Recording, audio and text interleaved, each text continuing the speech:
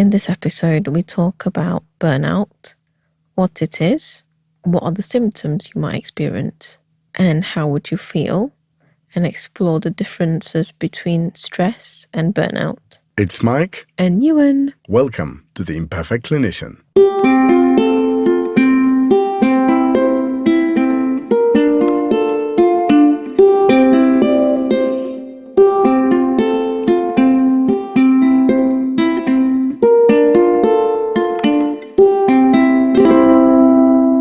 Burnout. We hear a bit more about burnout these days, don't you think? I think since the pandemic, the word has been used more frequently, or I should say it has triggered more discussion, and there is heightened awareness to it. Yeah, I think it sort of was highlighted a bit more when people started to work at home a bit more and not being able to adjust, adapt, or adopt a new, working patterns, working surroundings, working routine, and not being able to collaborate with others as easily as before. That probably contributed to it. But actually, what are we talking about? What's burnout? For me, I see it as a state of physical, mental, and emotional exhaustion. So you're completely tired out, and we will talk about the symptoms in a bit more detail in a second. Okay, so who can be affected by burnout? Everyone. It can be clinicians, non-clinicians, parent, full-time parent, cleaners, builders, anyone. That's the thing, because I noticed that a lot of articles and a lot of publications mainly consider burnout as the work-related problem. I want to say that we can burn out as parents. We can burn out as carers to our relatives. Definitely. And I think it's a little bit wider and should be more inclusive. Now, we don't want burnout to include everybody, absolutely not. But I think that there is not enough stress that the burnout can affect everybody.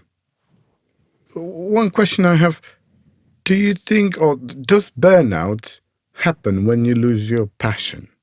I think burnout can happen in people who are searching for their passion, but it can also happen to people who have found their passion and actually doing it. So I don't think it's exclusive in that way. So you think that they are independent? I think that you are right. I think that sometimes, despite our love for what we do, or for the job, or for our children, if we're caring for them, we are still passionate about them, and things sometimes get out of control and lead us to the point that we are exhausted and can display all the other symptoms. But now, what symptoms would you, or how would you describe a person that's burned out, or how would you notice the burnout?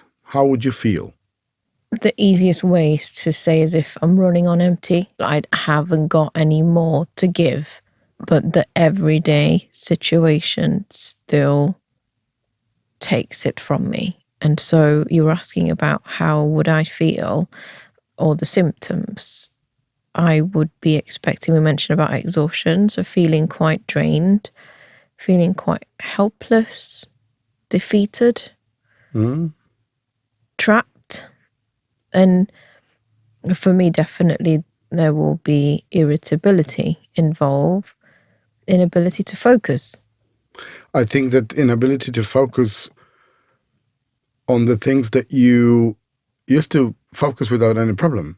And now all of a sudden it seems like the control over the events around you been taken out. It's also the inability to bounce back. I think that this is quite an important thing, because we do come across challenging situations and we do work. Some days are more stressful than others, but we are able to bounce back. But when it's slipping out of our control, that's where we can display those symptoms. I think it's also sometimes you feel detached and alone, and you feel like you're carrying the whole world on your shoulders, Yeah. and that overwhelms you. And that is also driven by low motivation to the point that you feel just numb, Yeah. to the point that you feel like a failure, or you feel that you've failed. Yeah, because you want to do more and you always think I can soldier on or I can push on and keep going. But at one point it's important to say, actually, I need a break. Or hopefully wouldn't wait until that point. Because you've mentioned about, stressful times in and out. Yeah, because we talking about, before you go any further, I think we're talking about some of those symptoms, if you like, or signs of burnout are similar with stress, are similar with exhaustion, is similar potentially as well with anxiety as well. So is it like a dramatic version of those? Probably differentiating the, I would say, 3 stages: the stress, overwhelmed, and burnout. So I think the analogy, so if you imagine you are balancing things on the plate, you're having more on your plate, but once you manage it, you're going to have less soon. So it's the intensity of it and also the duration. How long have you had the The stressful period exposition. for? Exactly. And if it's overwhelmed, you have too many things on your plate, it's overspilling, and your head can't get around it, but you're still trying your best to catch all the bits from the plate because you still care. And I think when you get to the burnout stage, you still have, again, too many things on the plate. It's overspilling, but this has happened for a more prolonged period of time with no respite in between, or maybe respite was so minimal that you don't. It was inefficient, yeah. Yeah, that you don't feel that you're able to be rested to go back to it.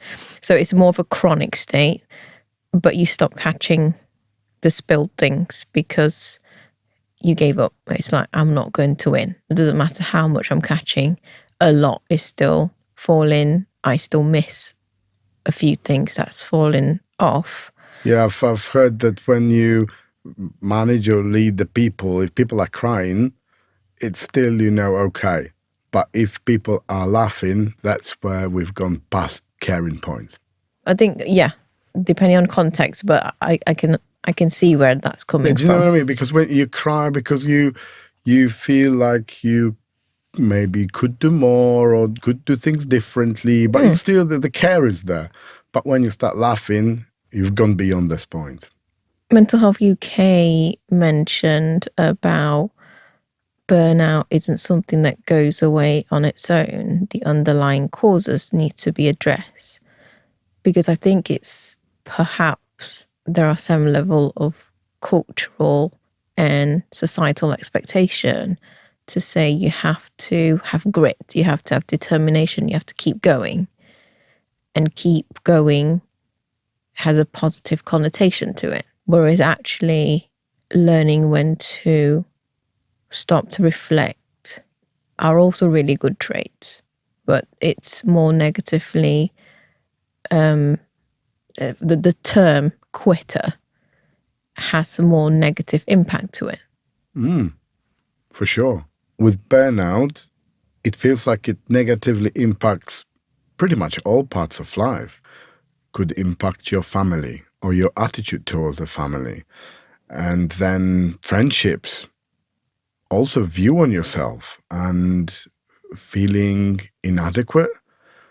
It might lead to more prolonged effects like insomnia, appetite loss or gain as well, often also anxiety, depression, loneliness.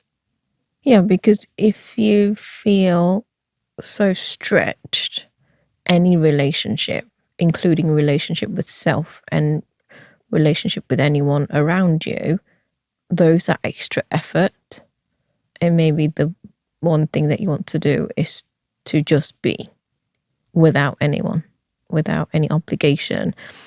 I think it's also really important to acknowledge that they are systemic and personal triggers. So if you're working 50, 60 hours a week and you are completely burnout, it's important then to evaluate the expectations. And us as leaders need to do more to assess, to spot, and to support. It's important to recognize impact on organization or the company that you are part of, where the team reduced morale, where productivity is affected.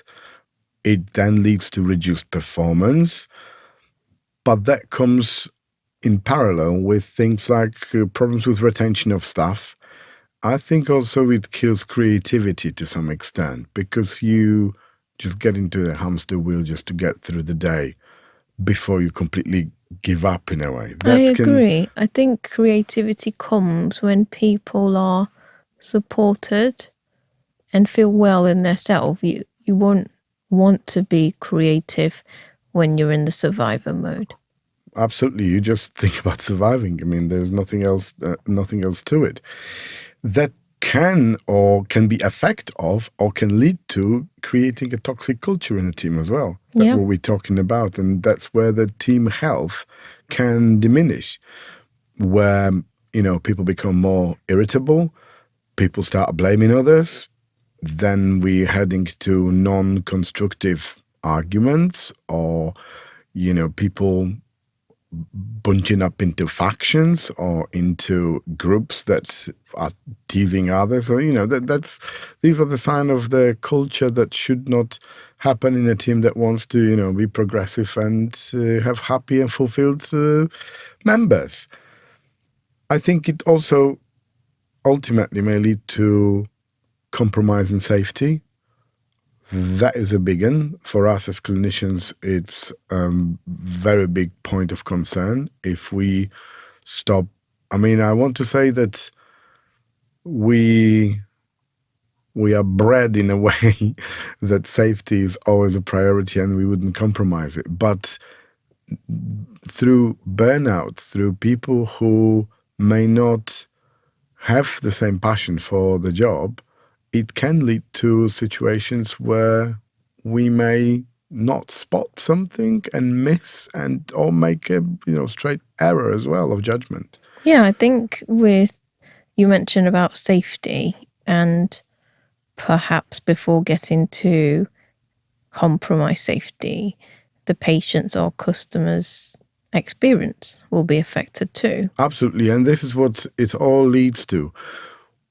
I think all this team culture and how healthy is the team, or whether there are any signs of burnout, that can lead to how the brand is perceived, how the organization is viewed by people who use its services, how customers, patients, and other stakeholders as well.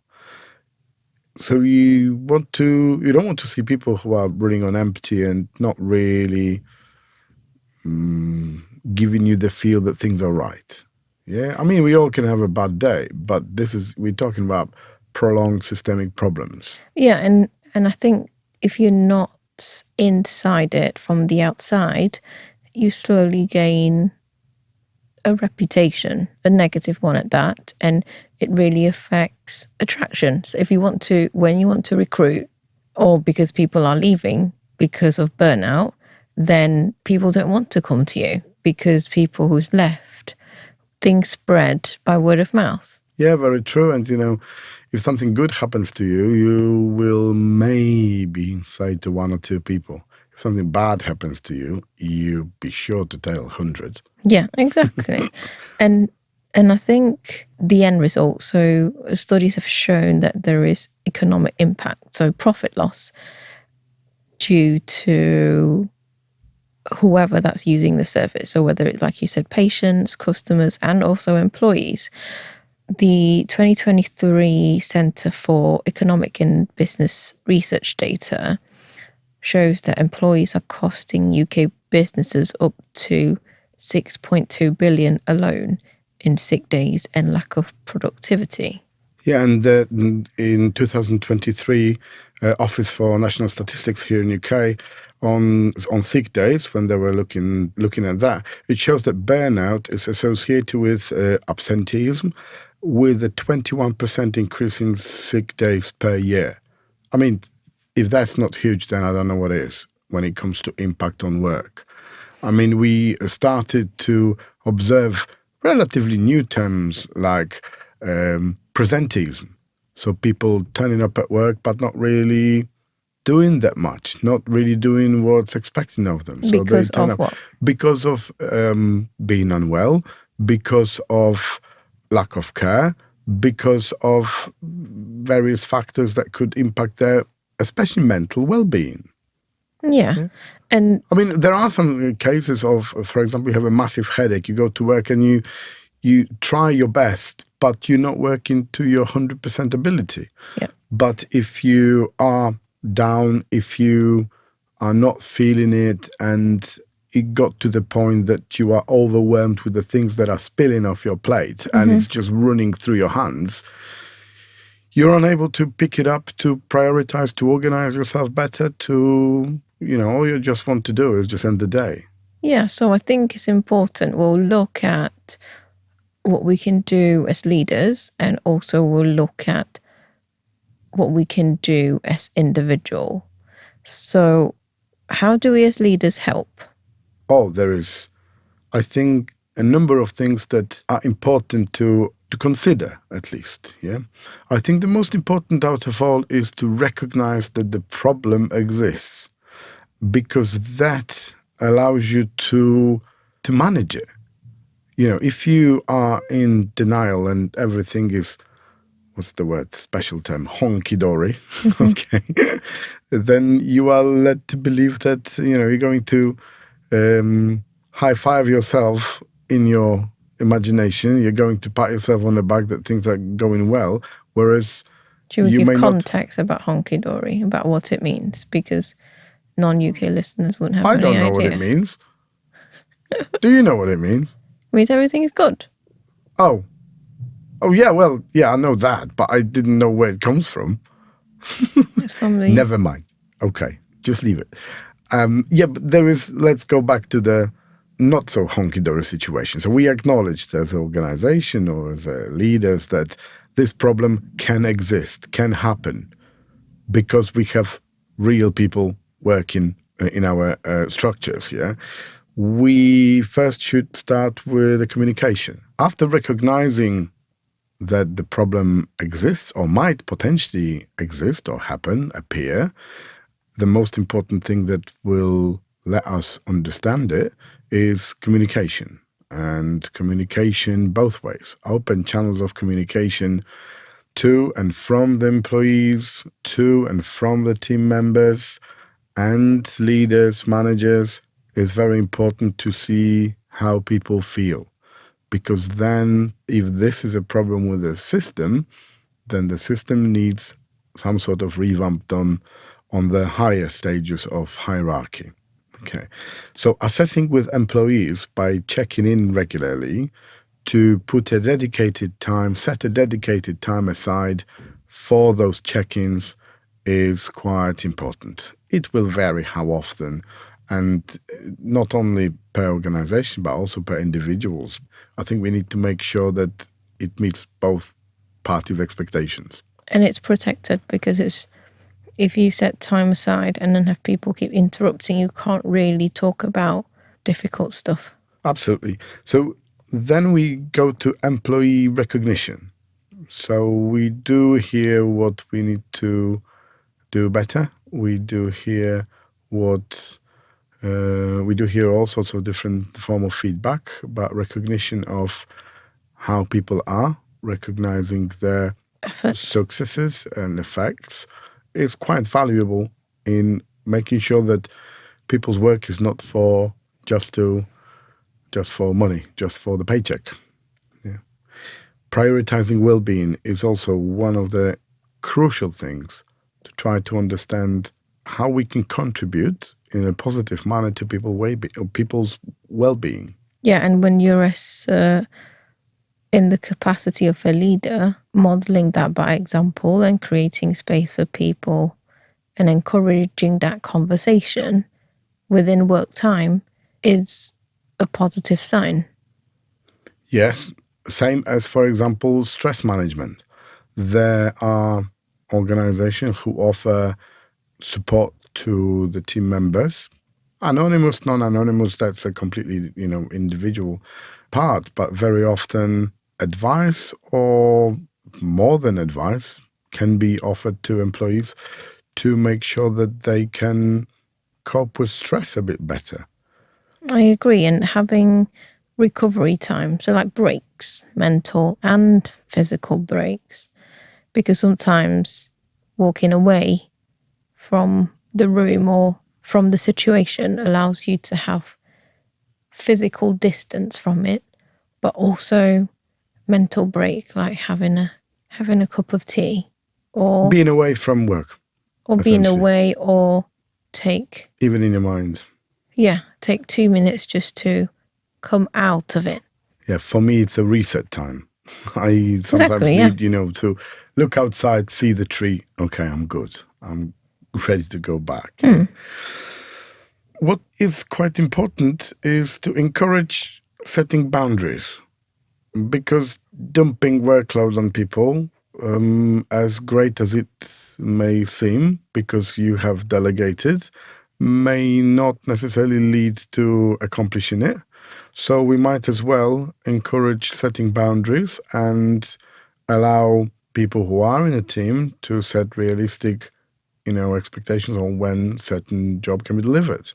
Yeah, and I think it is also a good idea to encourage flexible working arrangements, because then you are providing more inclusion to people who have different needs.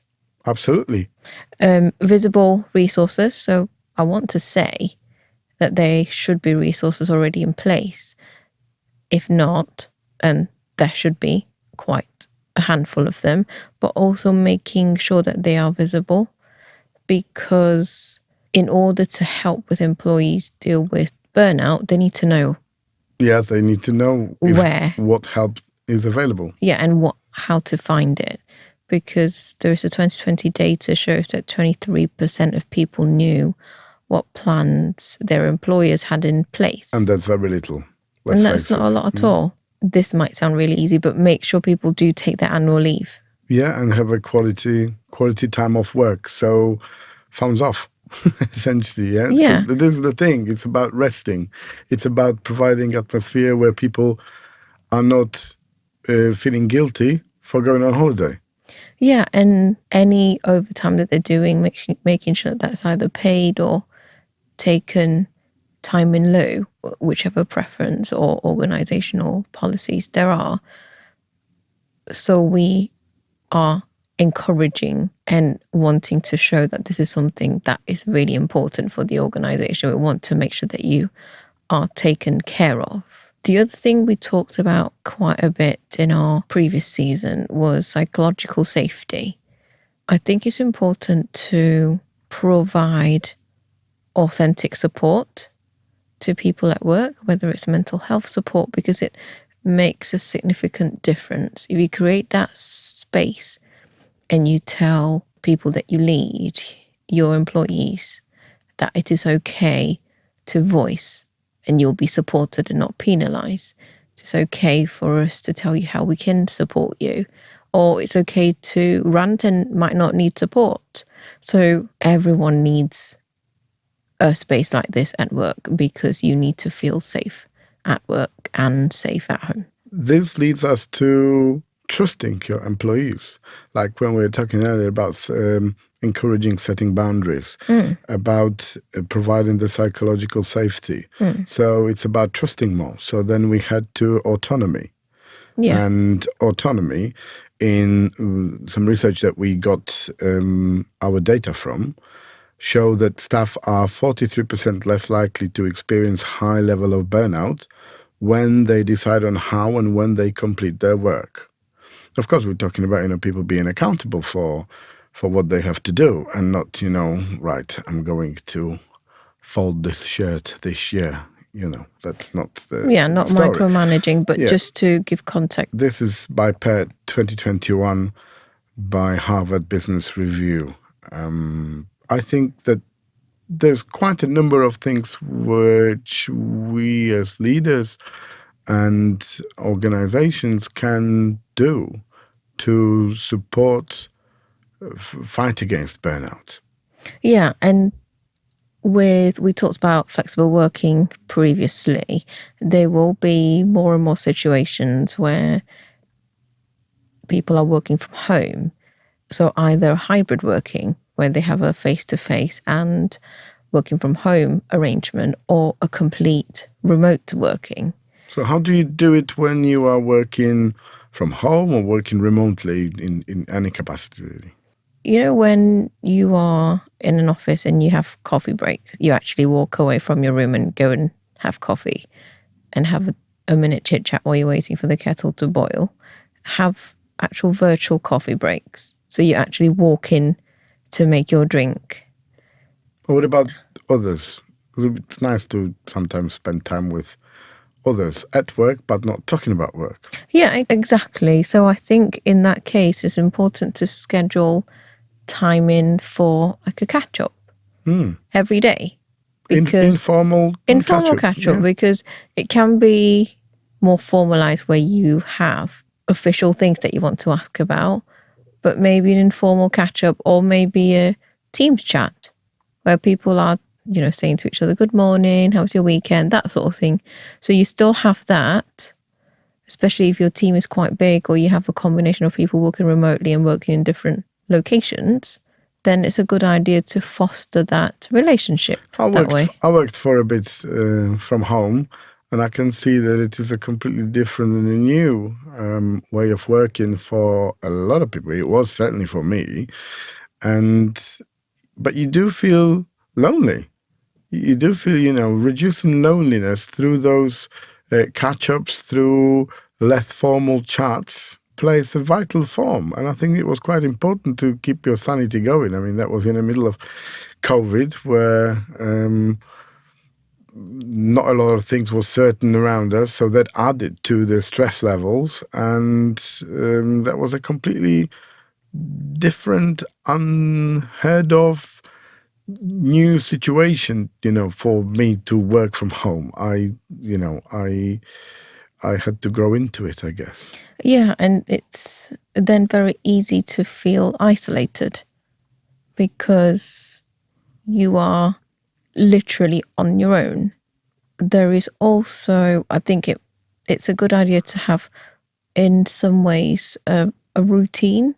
So that routine if you were to actually going to work, whether you're driving to work or walking to work, the act of going, dressing up, getting into the car, getting into a bus, making effort, getting there, getting into a room, put your coat up, all of that small parts of routine shouldn't be overlooked, and see what you can incorporate in your remote working or working from home.